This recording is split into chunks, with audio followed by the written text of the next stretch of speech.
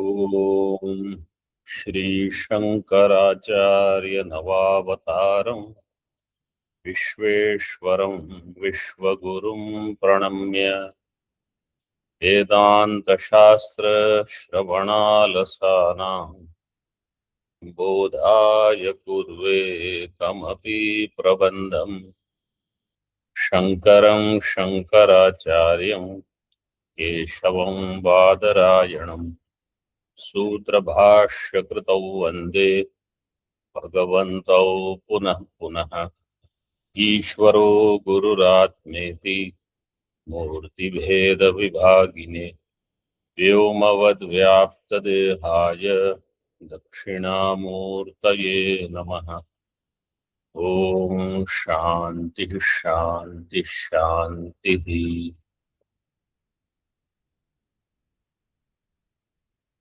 पृष्ठ क्रमांक 64 मूल में देखिए।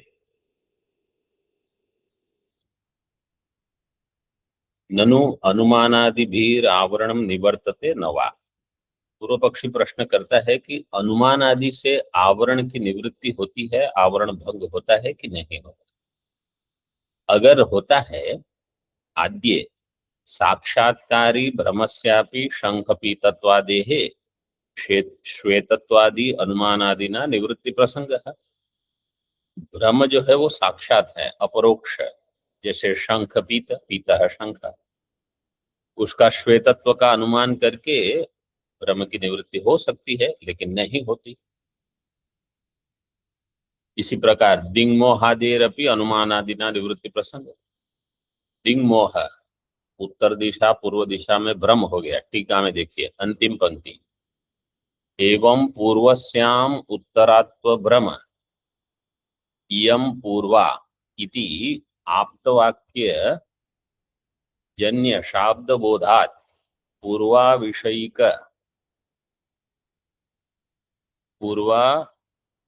विषयिकया अंतःकरण वृत्त्या पूर्वा विषयकस्य अज्ञानस्य विनाशे भ्रमस्यापि नाशात् इंद्रिय संयोगस्य सत्वेन पूर्वस्यादिश इयं पूर्वा इति एवं प्रत्यक्षम स्यात्।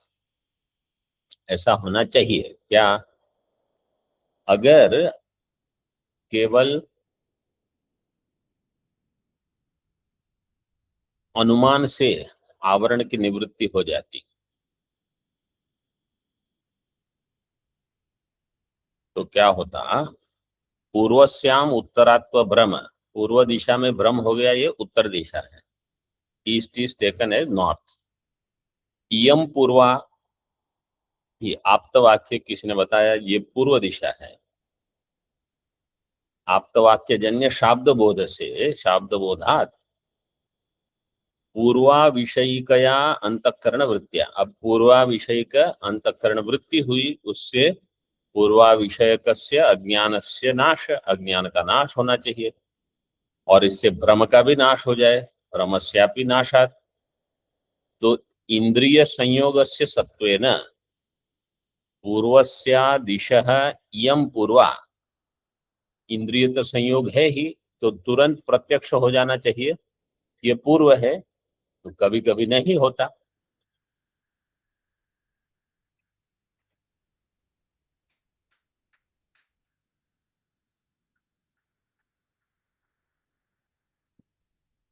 मूल में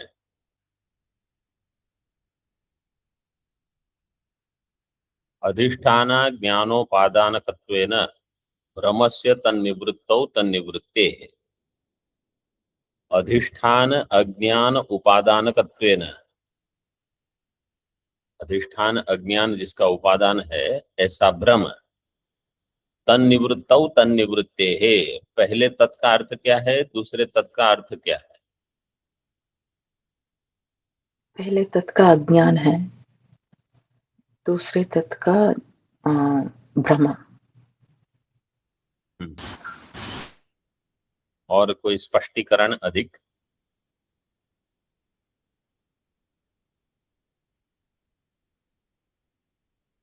ठीक है, पहला तत् है वो अधिष्ठान अज्ञान। पंक्ति ऐसी है, अधिष्ठान अज्ञानोपादानगत, और द्वितीय तत् है वो भ्रम है। अधिष्ठान अज्ञान की निवृत्ति होने पर भ्रम की निवृत्ति हो जाएगी, लेकिन ऐसा नहीं होता। और यौक्तिक ज्ञानेन ब्रह्मणि अविद्या निवृत्तेः साक्षात्कारार्थम श्रवण मननादि अपेक्षा न स्यात्।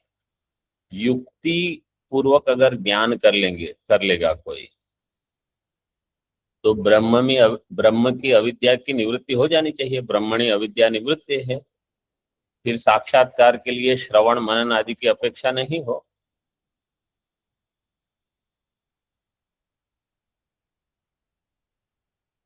टीका में, तथा ब्रह्म विषय का अनुमानेन मूला ज्ञान से विनाशे सद्य एव ब्रह्म साक्षात्कारः स्यात् इति अतः श्रोतव्यो मंतव्यो इति विधिर निरर्थकः स्यात्। ब्रह्म विषय का अनुमानेन, ब्रह्म विषय का अनुमान कोई कर देगा, समझो आत्मा ब्रह्म सच्चिदानंद स्वरूपत्वात्, अथवा नहीं, आत्मा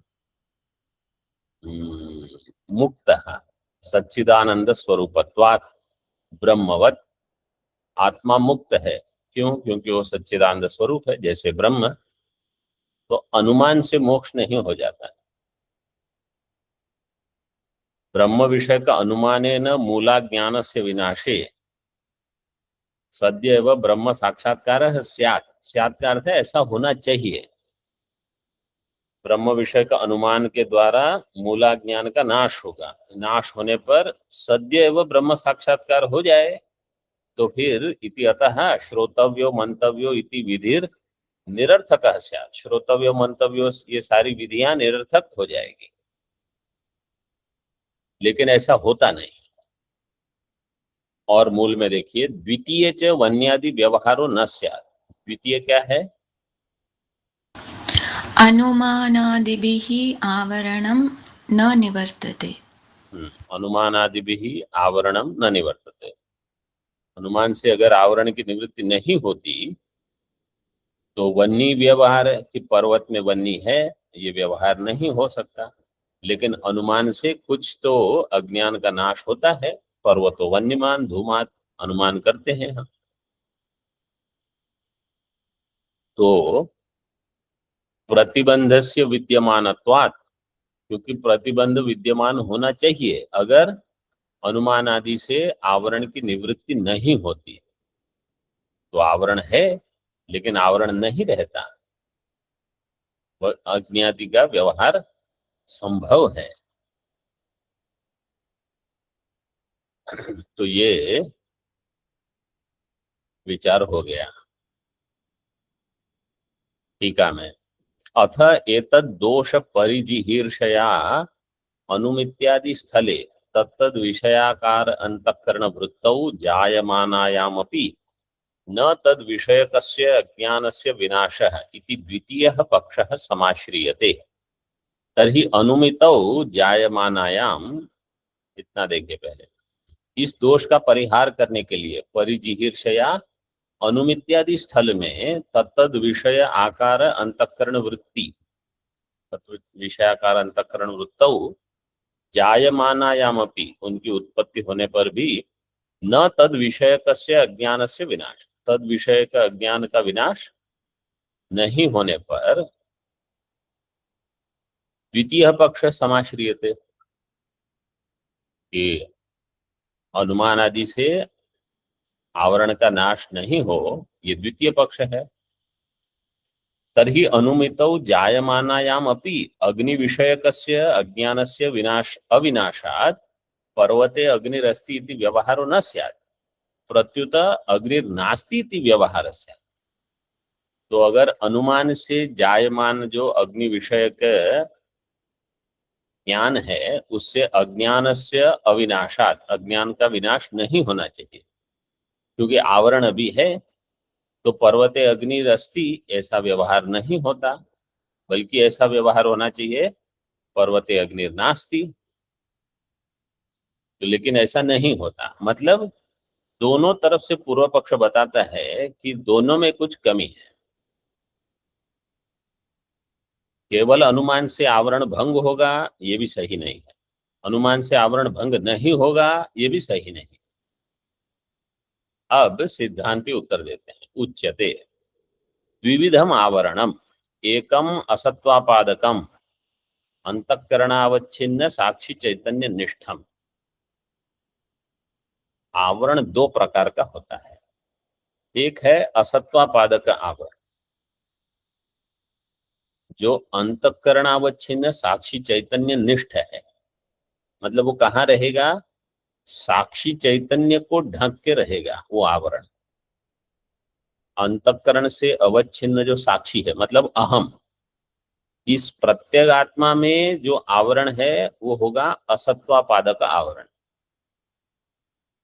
अन्यद अभानापादकम आवरणम, अन्यद आवरण जो है वो अभानापादक आवरण, वो कहाँ रहेगा, विषयावच्छिन्न ब्रह्म चैतन्य निष्ठ, अनिष्ठ नहीं, काट दीजिए, चैतन्यानिष्ठ है वो दीर्घ को काटिए। अभानापादक जो आवरण है वो विषयावच्छिन्न ब्रह्म चैतन्य निष्ठ है। तो जो विषय है, विषय देश में जो आवरण रहेगा वो अभानापादक आवरण, और प्रमाता देश में जो आवरण है वो असत्वापादक आवरण।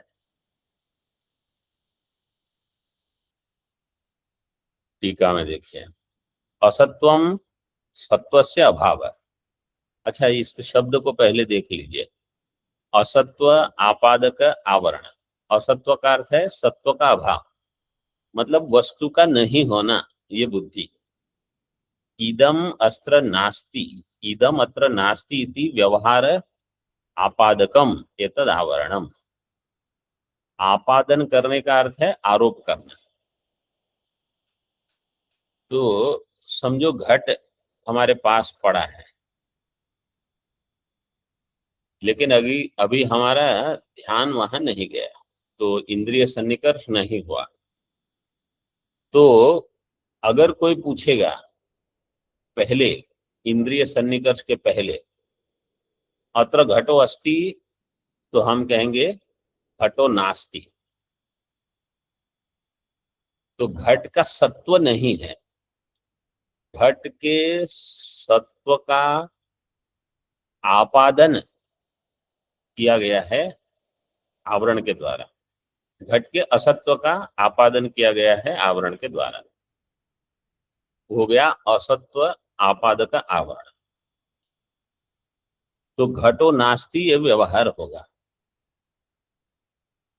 अनेन च आवरणेन विद्यमाने वस्तुनि सत्ताया अवर्जनीयत्वात् सत्ता प्रत्यय प्रतिबध्यते। इसके द्वारा आवरणेन विद्यमाने, आवरण जो वहां विद्यमान है उसके द्वारा, उसके होने पर क्या होता है, वस्तुनि सत्ताया अवर्जनीयत्वात्, वस्तु की जो सत्ता है, वस्तु है इस प्रकार से, वो भान ही नहीं होता, तो उसकी सत्ता का प्रत्यय प्रतिबद्धते, वहां प्रतिबंध लग जाता है। तो कोई पूछे तो मेरा उत्तर होगा नहीं, क्योंकि हमको भान नहीं है उसकी सत्ता का। तो ब्रह्म, आप ब्रह्म हो, तो अगर मुझे भान नहीं है, मैं कहूं नहीं नहीं मैं तो चैत्र हूं, मैत्र हूं, रमेश हूं, परेश हूं, जो भी हूं, मैं ब्रह्म नहीं। क्यों? अब ब्रह्म के अस्तित्व के ऊपर आवरण चढ़ा हुआ है, ये एक हो गया। सत्ता प्रत्यक्ष अंतःकरणावच्छिन्न चैतन्य रूप प्रमात्र निष्ठा है, और ये जो सत्ता प्रत्यय है अंतःकरणावच्छिन्न चैतन्य रूप प्रमात्र निष्ठा, अंतःकरण से आवच्छिन्न जो चैतन्य है प्रमाता, उस प्रमाता में रहता है, उसके ऊपर आवरण है। तो प्रमाता में अगर तद विषय का अंतःकरण वृत्ति बनेगी तो आवरण भंग होगा। नहीं तो नहीं होगा।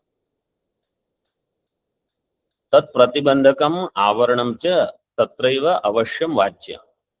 इसलिए जहां सत्ता प्रत्यय है वहीं पर तत्प्रतिबंधक आवरण भी है। तत्प्रतिबंधक आवरणम च तत्रैव, तत्रैव का अर्थ क्या होगा?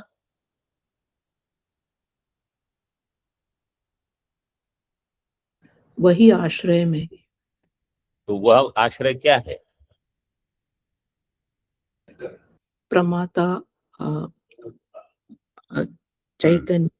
अंतःकरणावच्छिन्न रूप चैतन्य रूप प्रमात्रनिष्ठ आवरणम। जहां सत्ता प्रत्यय है वहीं प्रतिबंधक आवरण भी है। वैयधिकरण्य तो समान अधिकरण में है। अगर कोई कहेगा नहीं वैयधिकरण्य में है, अन्य अधिकरण में होगा, तो वैयधिकरण्य प्रतिबद्ध प्रतिबंधक भाव असंभवात। अगर भिन्न भिन्न अधिकरण में होगा तो एक दूसरे के प्रति प्रतिबद्ध प्रतिबंधक भाव ही नहीं बनेगा। घट समझो यहाँ है हमारे बाएं हाथ में, और पट है इस घट को ढकने के लिए, वो हमारे दाएं हाथ में है। ऐसे ये घट यहाँ पड़े तो कहाँ आवरण प्रतिबंधक नहीं हुआ? प्रतिबंधक होने के लिए उसको वही होना होगा, तब वो प्रतिबंधक बनेगा। तो दोनों एक देश में होने चाहिए।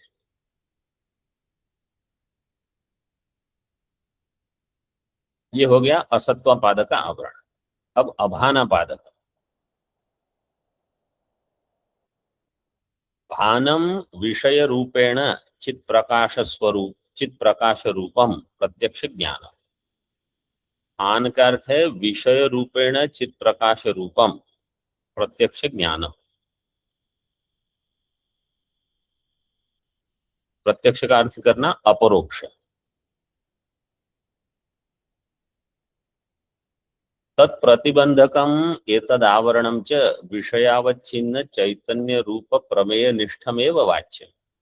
अब ये जो अभानापादक आवरण है वो विषयावच्छिन्न चैतन्य रूप प्रमेय में निष्ठ है।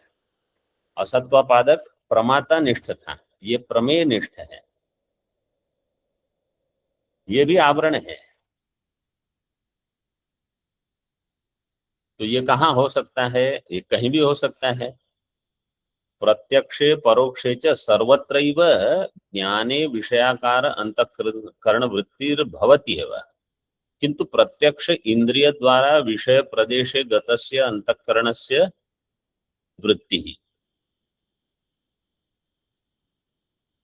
प्रत्यक्ष और परोक्ष दोनों में असत्वापादक आवरण की निवृत्ति के लिए अंतःकरण वृत्ति बनेगी। तो इसलिए असत्वापादक आवरण तो अंतःकरण वृत्ति से नष्ट हो सकता है,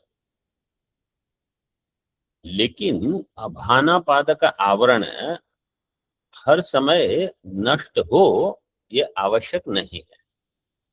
क्यों? किंतु प्रत्यक्ष इंद्रिय द्वारा विषय प्रदेशे गतस्य अंतःकरणस्य वृत्ति। प्रत्यक्ष में कैसे होगा? इंद्रिय के द्वारा विषय प्रदेश में अगर अंतःकरण वृत्ति जाएगी तो अभानापादक आवरण का नाश होगा, एक। और अगर विषय परोक्ष है तो परोक्षे तु विषय प्रदेश गमने साधन अभावात् स्वस्थाने अवस्थितस्यैव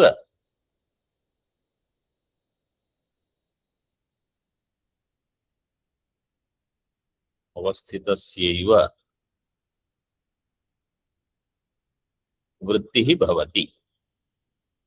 अगर विषय अग्नि है समझो पर्वत में, तो विषयाकार वृत्ति पर्वत देश में जाएगी नहीं, क्योंकि आपको पता ही नहीं है कि वन्य कहाँ है पर्वत में। तो विषय प्रदेश गमने साधन अभावात, इसके लिए कोई साधन नहीं है। तो स्वस्थाने अवस्थितस्यैव, अपने स्थान में ही वृत्ति रहेगी। तो स्थान है अंतःकरण। तो परोक्ष ज्ञान जब होता है अग्नि का, पर्वतो वन्यमान, तो अंतःकरण वृत्ति का उद्भव कहाँ होता है, उत्पत्ति कहाँ होती है?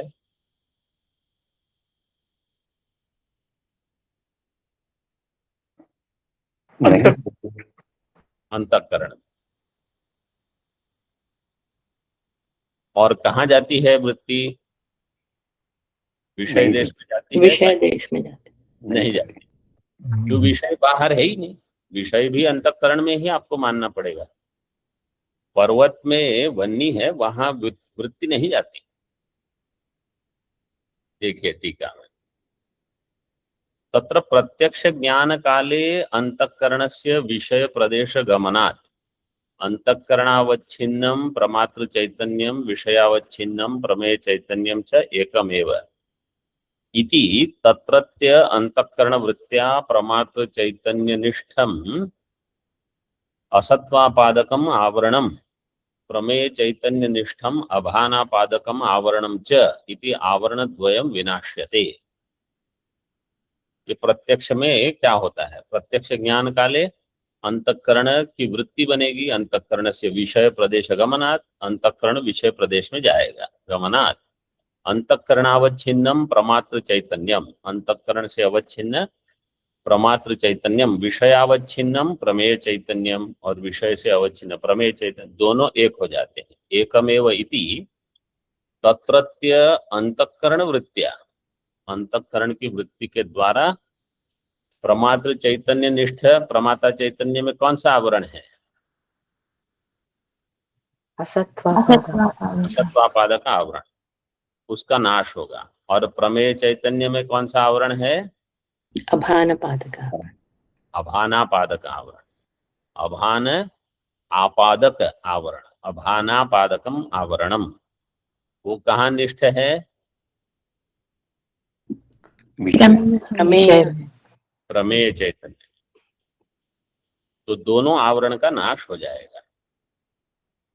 आवरण द्वयम विनाश्यते, ठीक है, विनाश्यते अथवा विनश्यते, नहीं विनाश्यते। अतस्तत्र घटो अस्ति इति घटो भाति इति च इति विविधोपि व्यवहारो जायते। तो असत्वापादक आवरण चला गया तो घटो अस्ति, अभानापादक आवरण चला गया तो घटो भाति, दोनों प्रकार से व्यवहार हो जाएगा। जहां केवल अनुमान होगा वहां क्या होगा वो बताते हैं। थोड़ा मूल देख लीजिए अभी। घटमहम न जानामि इति उभयावच्छेदानुभवात्, मैं घट नहीं जानता हूं, इस प्रकार से दोनों प्रकार का अवच्छेद देखा जाता है। तत्र आद्यम परोक्षापरोक्ष साधारण प्रमाण ज्ञान मात्रेण निवर्तते। आद्यम का अर्थ क्या है?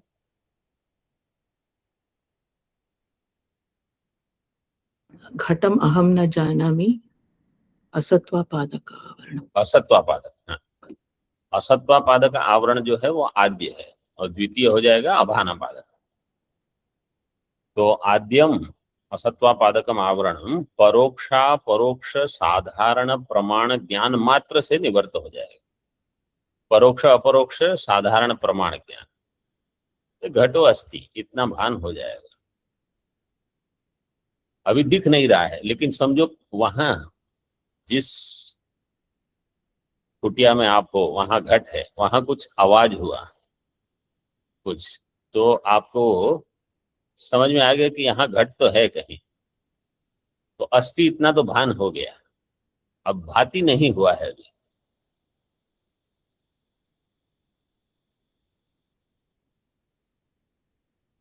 अनुमिते अपि वह्न्यादौ नास्ति इति प्रतीति अनुदयात्, अनुमान होने पर वन्नी में भी नास्ति ये प्रतीति अब नहीं होगी, क्योंकि वन्नी अस्ति ये भान हो जाता है।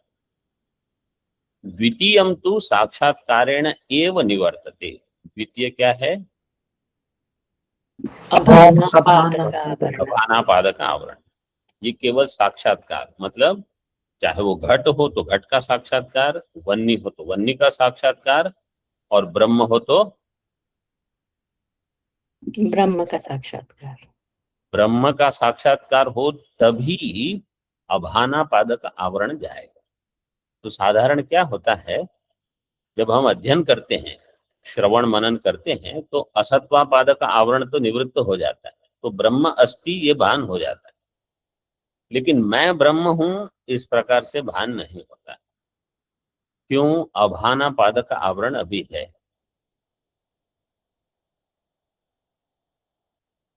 अब ब्रह्म के विषय में क्या है कि जो प्रमाता है वही प्रमेय भी है। घट में कैसा है? चैत्र प्रमाता है, घट प्रमेय है। तो प्रमेय देश अन्य है, वहां अभानापादक आवरण है। लेकिन यहाँ कैसा है? जो आत्मा है वही ब्रह्म है, लेकिन ब्रह्म में जो आवरण है, इसलिए मैं ब्रह्म हूं ये भान नहीं हो रहा। मैं हूं ये ज्ञान है, ब्रह्म है ये ज्ञान है, लेकिन मैं ब्रह्म हूं ये भान नहीं है। ये समस्या है। तो अध्ययन करके भी फिर दुखी बन जाते हैं।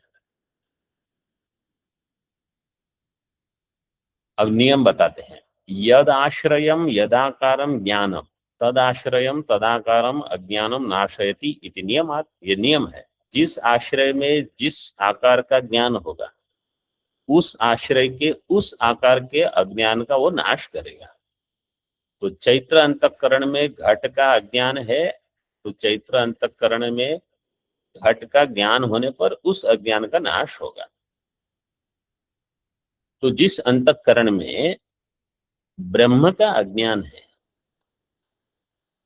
उसको नाश करने के लिए उसी का अंतःकरण में ब्रह्माकार वृत्ति की आवश्यकता है।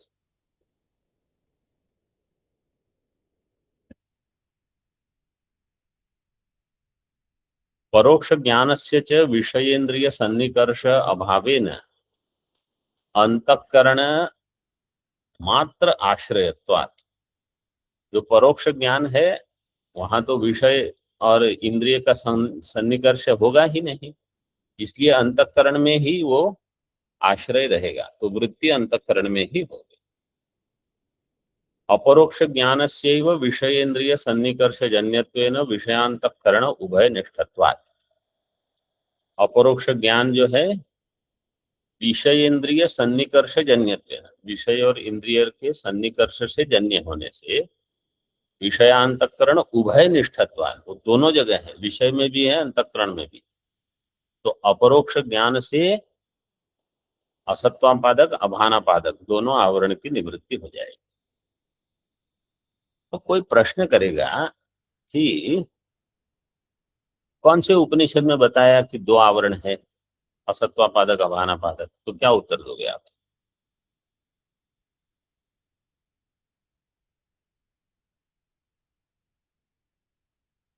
किसी उपनिषद में बताया है ऐसा? ऐसा नहीं बताया। देखो ये है प्रक्रिया, इसको कहते हैं प्रक्रिया। क्योंकि हमने देखा है कि कहीं कहीं ज्ञान से वस्तु का साक्षात्कार होता है और कहीं कहीं ज्ञान से वस्तु का केवल परोक्ष ज्ञान होता है।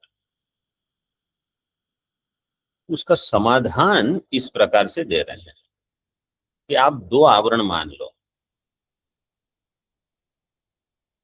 एक है असत्वापादक, एक है अभानापादक। तो जो असत्वापादक है वो केवल असत्व का आपादन करेगा, तो वो आवरण पहले हट जाएगा।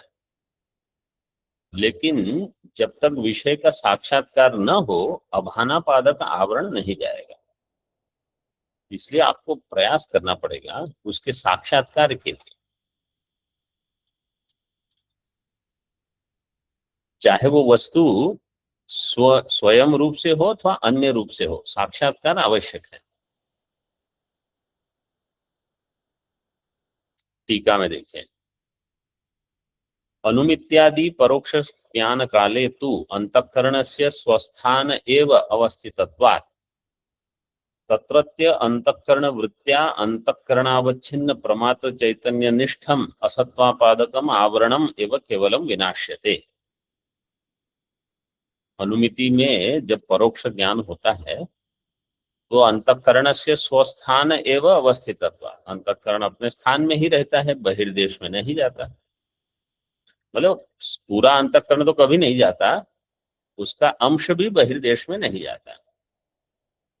तत्रत्य अंतःकरण वृत्त्या अंतःकरणावच्छिन्न प्रमात्र चैतन्य निष्ठ, उस प्रमाता चैतन्य में निष्ठ असत्वापादकम आवरणम, केवल इसी का नाश होगा। अभानापादक आवरण का नाश नहीं होता, इसलिए वन्नी है ये भान हो जाता है। विषयावच्छिन्न प्रमेय चैतन्य निष्ठस्य अभानापादकस्य आवरणस्य तु तत्र अंतःकरण वृत्ति अभावात न विनाशः। विषयावच्छिन्न चैतन्य जो तन्निष्ठ अभानापादक आवरण है, उसका नाश अंतःकरण वृत्ति के द्वारा नहीं होता, तो वैसे का वैसे ही रहेगा।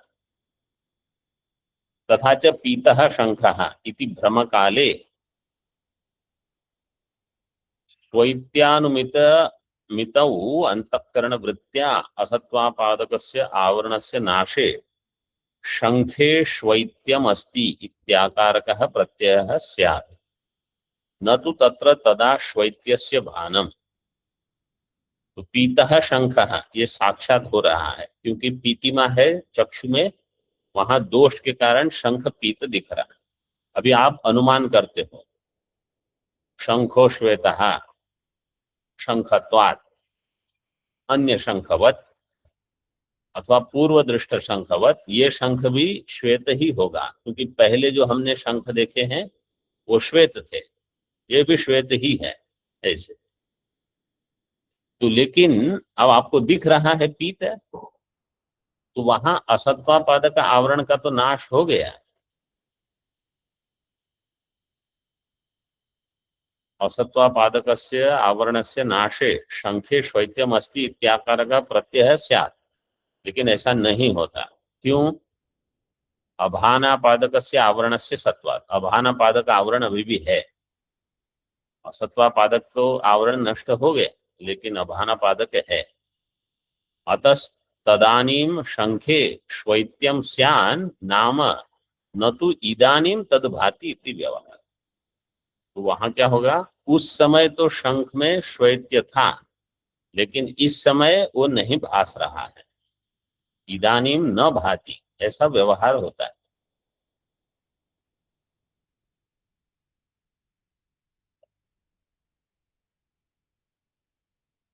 अत्रार्थे वार्तिक कृत सम्मतिम आह, वार्तिककार की सम्मति बताते तदुक्तम।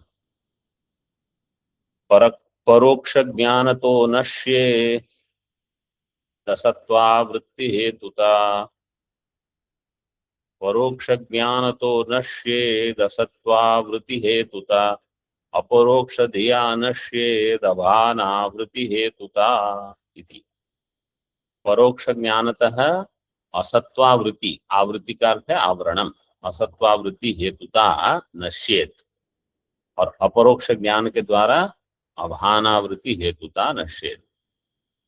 हेतुता का अर्थ है कारण, अभानावृत्ति रूप जो कारण है वो अपरोक्ष ज्ञान से नष्ट होगा, और असत्वावृत्ति रूप जो कारण है, असत्वावृत्ति यह कारण परोक्ष ज्ञान से नष्ट हो जाएगा। ये पंचदशी में श्लोक दिया है शायद 6ठे अध्याय में, लेकिन ये मूल श्लोक है बृहदारण्यक वार्तिक का। बृहदारण्यक वार्तिक के बहुत सारे श्लोक अन्य अन्य ग्रंथों में फिर आते हैं।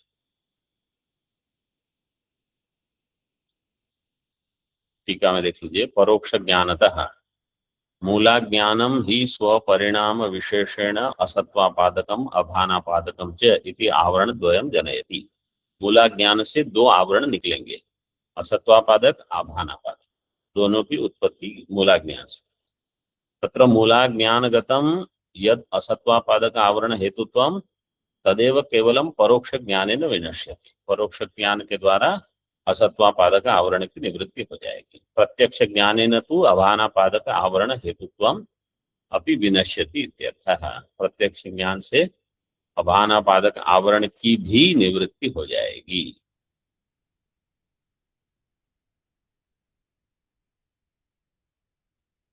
मूल में एक पंक्ति देख लीजिए केवल, तेन अनुमानादौ असत्वावरण नाशात तद व्यवहार, इसलिए अनुमान आदि में केवल असत्व आवरण का नाश होने से ऐसा व्यवहार होगा। ओम पूर्णमदः पूर्णमिदं पूर्णात् पूर्णमुदच्यते पूर्णस्य पूर्णमादाय पूर्णमेवावशिष्यते। ओम शांति शांति शांति। शंकरं शंकराचार्यं केशवं बादरायणं सूत्रभाष्यकृतौ वन्दे भगवन्तौ पुनः पुनः। ईश्वरो गुरुरात्मेति मूर्तिभेदविभागिने व्योमवद्व्याप्तदेहाय दक्षिणामूर्तये नमः। ओम शांति शांति शांति।